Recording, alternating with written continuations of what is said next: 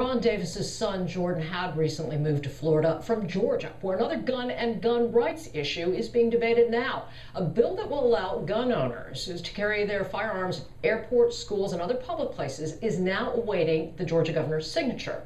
And in other parts of the country, gun owners are increasingly pressing for the right to openly carry their firearms.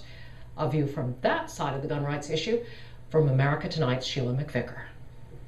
I feel very naked when I have to go somewhere that won't allow me to carry.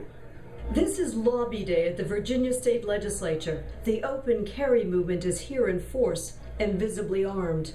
They've learned how to affect the political process, and they're getting better at it. When you're standing in front of their desk and saying, this is me, and I'm talking to you about my family and my rights, that speaks volumes compared to just a phone call or a letter. My name is Ed Levine, and I'm a gun owner in Virginia. Ed Levine is one of the most outspoken proponents of the Virginia open carry movement. He's been interested in guns all his life. I have a shotgun. It has a mounted light. I'm pretty much armed 24/7, because right now, as I sit in this home, someone could kick in the door. I'd have probably 5 seconds of warning from my alarm system going off. You never know when that's going to happen, so you always kind of have to be at the ready. Levine has no personal experience of crime. When I carry, my main goal is protect me. If my family is there, I'm going to protect my family. I'm not there to protect society. Sometimes those of us that open carry, we all get together and have a dinner. We're also raffling off an AR-10 that we sold tickets for. I think that the right to carry a firearm is not only a God-given right, it's a right from the Constitution. Those places that don't let you carry, I think, are actually infringing or violating your rights. Where's your hot wife? In fact, if someone says, hey, let's go to dinner, where do you want to go? Oh, there's this great restaurant, Inner Harbor, Baltimore. I'm not going. Well, I love you, but I love her more.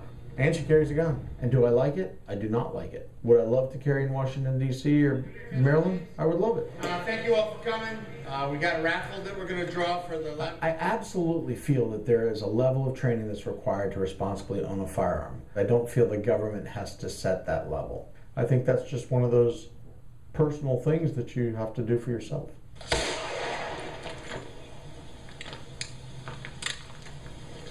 I just shot myself.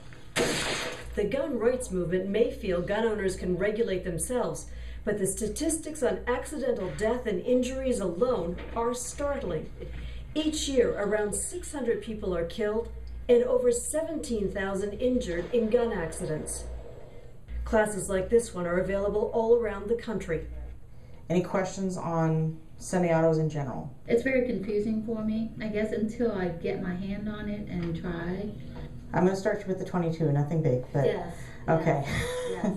My name is Judy Rudek. I'm an NRA certified firearms instructor. I specialize primarily in handgun safety. There's the 9mm that everybody shoots out of their Glock and whatever, 38 and 357.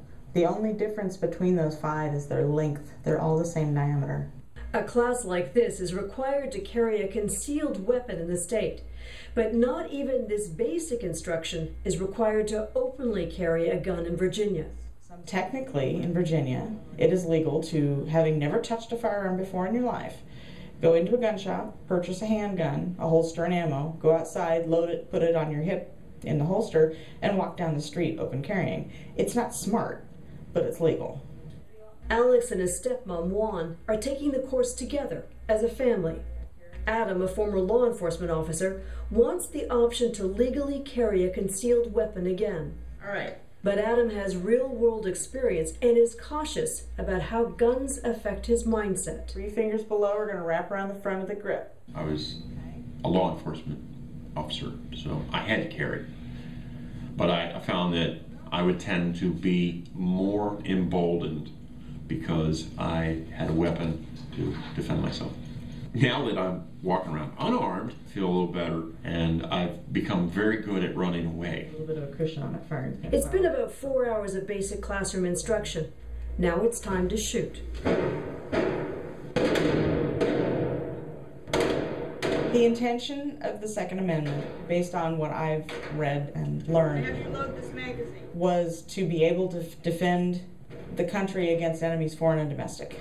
How it transformed into being able to protect an individual and the family and the community, I'm not sure where that occurred, but I think it's a natural progression. Okay, you're still a little high. Yeah? She said the important part is having close together. Yay. Juan has learned about guns and found out she's a pretty good shot. She's also learned something else. With one training and with a couple rounds of shootings, not enough experience for one to carry a gun. Hey, do you want to shoot him in the face? I don't believe guns are for everybody or for just anyone. I think you really have to have certain desire to wear a gun. For my personal protection, I don't think I'm going to carry a weapon. Open carriers don't have such doubts. They feel certain it's the best way to protect themselves and their families. Now, they want to sway public opinion. I encourage citizens to carry guns because law enforcement officers cannot be everywhere all the time. I have been in law enforcement for over 24 years. The average per ratio law enforcement officer to civilian in the United States, the accepted number is about 1.7 cops per 1,000 people.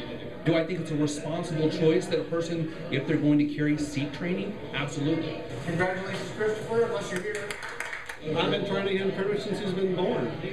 In terms of that, he sees it, he realizes something that a tool that his dad wears, and at this point in time, he can look at it but can't touch it. Probably when he's about 6 or 7 or so, maybe get the opportunity to actually fire it. I do feel safer carrying a gun because as a woman, I do feel women are targeted because of a perceived weakness. As far as open carry is concerned, I think that it's important because it shows gun owners to be responsible people. You know, we're very normal. I hear all the time in the news media that we're right-wing nutcases. I hear all these slanderous words, and I'm like, that's not me. Normal people, but with guns. Still, carrying a gun is not a black and white issue for everyone in the movement, and some have considered the gravity of the decision that one day they may have to make. Taking a life is a serious thing. I don't want to shoot anyone. You know, every morning when I put the gun on, I say a little prayer in my head that I'm not going to have to use it. I'm absolutely not out looking for a fight. The last thing I want to do is to have to draw. But I know that if it came down to protecting myself or my family, I could do it. I'm confident in that. Sheila McVicker, Al Jazeera, Ashburn, Virginia.